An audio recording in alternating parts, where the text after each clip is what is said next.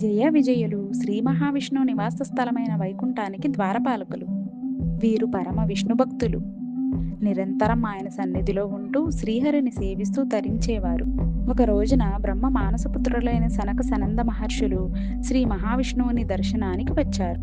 యోగశక్తితో సమస్త లోకాలు సంచరించే ఈ మహర్షులకు ఎప్పుడూ 5 ఏళ్ల వయసు బాలురుగా కనిపించే వరం కూడా ఉంది.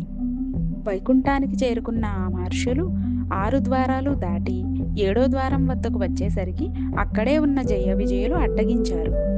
వారి గొప్పదనాన్ని గ్రహించలేని జయ విజయులు వారిని పసిపిల్లలుగా భావించి తూలనాడారు.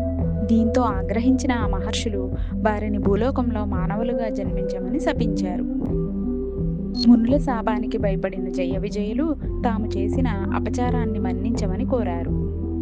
శ్రీ మహావిష్ణువుని చూడకుండా ఎప్పుడూ ఉండలేమని, శాప విమోచనం చేయమని అర్థించారు. వారు అంతగా అర్థించడంతో అభయమిచ్చిన నారాయణుడు ఓ పరిష్కారం చెప్పారు. దీనికి అంగీకరించి వారు భూలోకంలో రాక్షసులుగా జన్మించారు. కృతయుగంలో హిరణ్యాక్ష హిరణ్యకశిపులుగా, త్రేతాయుగంలో రావణ కుంభకర్ణులుగా, ద్వాపర యుగంలో శిశుపాల దంతవక్త్రులుగాను జన్మించి విష్ణువుతో యుద్ధం చేశారు.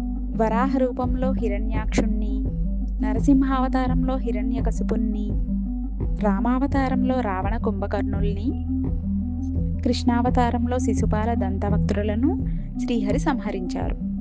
ఈ 3 రాక్షస జన్మల అనంతరం జయ విజయులు మళ్లీ వైకుంఠానికి చేరుకున్నారు.